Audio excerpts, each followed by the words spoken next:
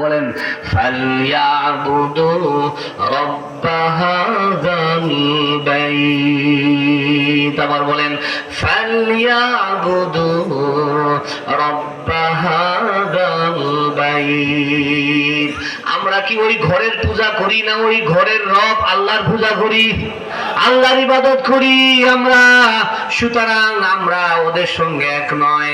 দুইটা রক্তই লাল ঠিকই, কিন্তু পার্থক্যটা কি দোস্ত একটু খেয়াল করে শুনুন। পার্থক্যটা হলো একটা হলো হালাল আর একটা হলো হারাম। বলুন নাউজুবিল্লাহ। আল্লাহ বলেন ইন্নামাল মুশরিকুনা নাজাসুন ফালা ইয়াকরাবুল মাসজিদিল হারাম।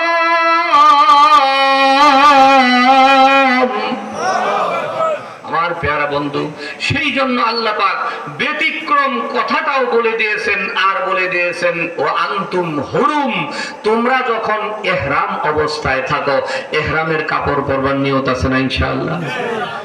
আল্লাহ পাক ইহরামের কাপড়টা দেখেন কি সুন্দর করে পরায়।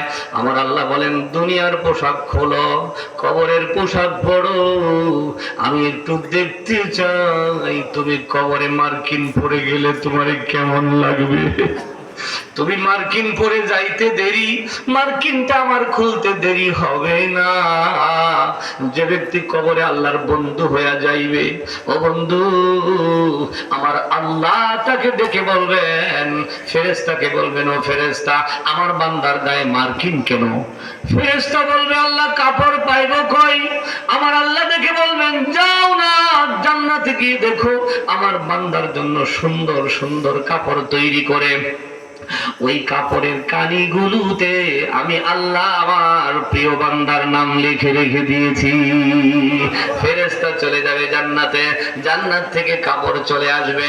আল্লাহর পয়গম্বর বলেন ওয়ালবিসুহু মিনাল জান্নাতি ওয়াফরিশুহু মিনাল জান্নাহ। কবরের সওয়ালের জবাব দিতে পারলে নগদ আমার আল্লাহ 3টা পুরস্কার দিয়ে দিবেন।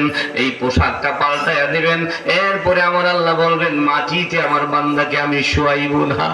কোনদিন মাটিতে শোয় নাই, খাট পালঙ্গের মধ্যে আমার বান্দা শুয়েছে, আমাকে বলে নাই, অন্যায় কাজ করে নাই, না খেয়ে থেকেছে, কিন্তু হারাম খায় নাই, হারাম দিয়ে কোনদিন রিজিক পূর্ণ করে নাই, পেট পূর্ণ করে নাই। আমার বান্দার অনেক কষ্ট হয়েছে, সব সময় ভালো খাবার মিলে নাই, অনেক সময় দুঃখ গেছে, কষ্ট গেছে, কিন্তু কোন ক্রমে আমার বান্দা হালাল ছেড়ে কোনদিন হারাম খায় নাই।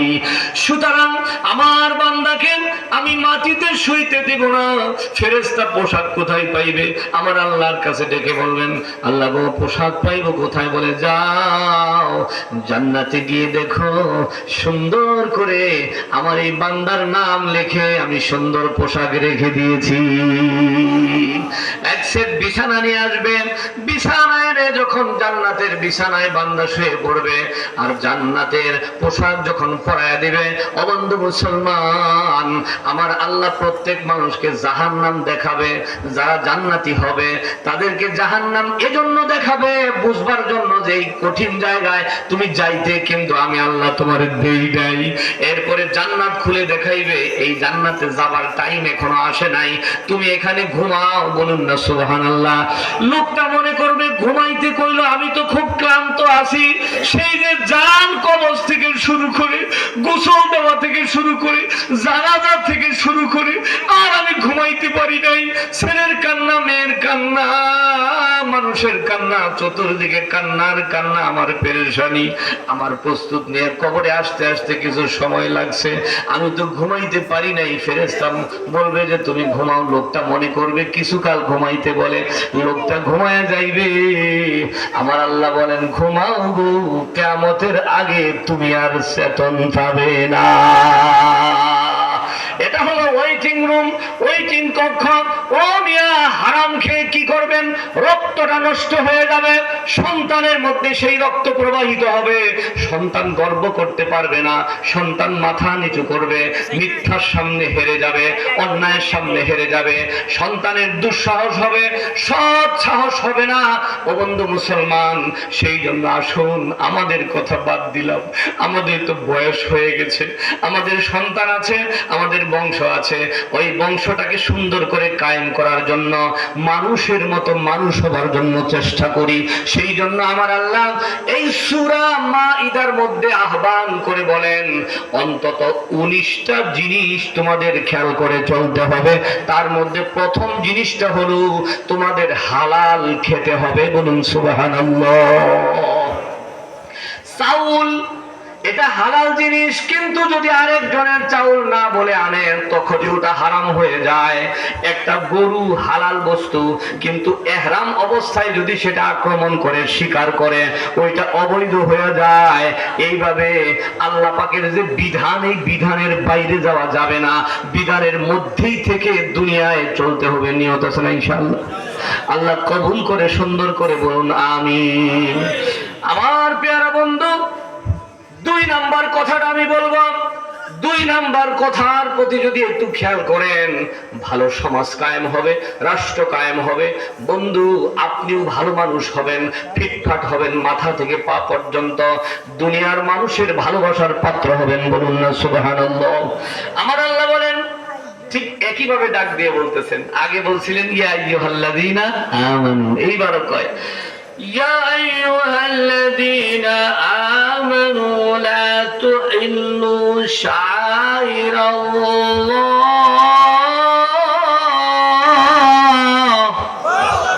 আল্লাহ বলেন, আল্লাহর ইসলামের কিছু আলামত, কিছু চিহ্ন আছে। সুবহানাল্লাহ বলেন। টুপি, সুবহানাল্লাহ বলো, দাড়ি, সব সুন্নত আপনি দুনিয়াতে রেখে যাবেন। এই দাড়ি সুন্নতটা আপনি কবরেও নিয়ে যেতে পারবেন। মানুষটা ঘুমায়, দাড়ি কাটছে, তার গুনাহ হইতেছে। মানুষটা নামাজে সেজদা দেয়, দাড়ি কাটছে, ওই টাইমে গুনাহ হইতেছে। 24 ঘন্টার, এটা 24 ঘন্টা মেয়াদি গুনাহ। যেহেতু কাজটা মেয়াদি, যেদিন থেকে নিয়ত করলো না গো আর আমি দাড়ি কাটবো না, অনেক যুবকরা এখন দাড়ি রাখে। এটা দাদা বাবুর দাড়ি। দাদা বাবু বোঝেন? এটা দাদা বাবুদের দাড়ি। আমার বাসায় বিল্ডিং থেকে নামছে, ওদের সাথে পরে পরিচয় হয়েছে, হয়তো ভাড়া থাকে। দেখি মুখে দাড়ি, আর প্যান্টটা হলো হাফ প্যান্ট, হাঁটুর উপরেও এক বিগত উঠে আছে। একটা কি বলবো, আর এটা আঞ্চলিক ভাষায় যদি বলি তাহলে বলতে হয় বুইরা মর্দহ। মানে বড় জোয়ান একটা ছেলে, তার মুখ ভর্তি দাড়ি, কিন্তু প্যান্ট পরছে হাফ প্যান্ট, ফরজ তরক করে, মুখে দাড়ি। তাহলে এই যে দাড়িকে সে বেইজ্জতি করলো, আল্লাহর কসম আল্লাহ তাকে পাকড়াও করবেন। সাহস দেখাবেন না, বেশি সাহস থাকা ভালো না। সাহস থাকা ভালো, কিন্তু দুঃসাহস দেখাবেন না। কি হয়ে গেছেন আপনি? একটা দাড়ি, টুপি, পাঞ্জাবিকে বেইজ্জতি করে পৃথিবীতে তার মাজা সোজা করে দাঁড়িয়ে রাখতে পারছে। একটা মানুষ দেখিয়ে দেন। আমি তো কোনো মানুষের কাতারেই পড়ি না, একজন গুনাহগার মানুষ। আমি যদি কারো প্রতি একটা নজর করি, ওই মানুষটাকেই তো আমি জীবনে দাঁড়িয়ে থাকতে দেখি নাই। আমি একজন ওলি আল্লাহর সন্তান, কিন্তু আমি মানে গুণে আমলে কোনো দিক দিয়েই উপযুক্ত না।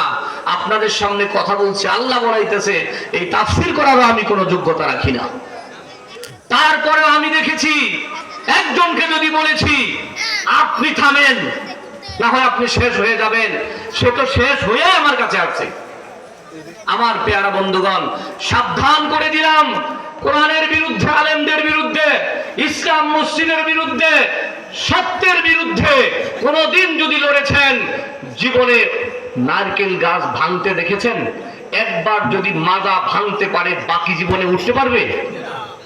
আল্লাহর রাসূল বলেছেন, মুমিন হলো লতা গাছের মতো। বলুন সুবহানাল্লাহ। মুমিন হলো লতা গাছের মতো, মানুষ বুঝবে না, কিন্তু বে বে বে বে গাছের আগ ডালে উঠে যাবে। বলুন সুবহানাল্লাহ।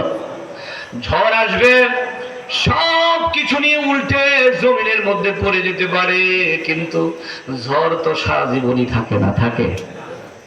ঝড় যখন চলে যায় আবার বেয়ে বেয়ে যেখানে ছিল সেখানেই। সুবহানাল্লাহ। আল্লাহর রাসূল বলেন, মুমিন হলো খেজুর গাছের মতো উপকারী, পাতা উপকার, ফল উপকার, ও বন্ধু ছায়ার দিক দিয়ে উপকার। আমাদের বাংলাদেশের খেজুরগুলো গাছের গোড়ায় কলা গাছের মতো গাছ হয় না, পোয়া হয় না, কিন্তু ভালো জাতের খেজুর যেগুলো আরবি খেজুর, এরা গাছের গোড়ায় পোয়া দেয়, কুশি দেয়, ওখান থেকে গাছ হয়।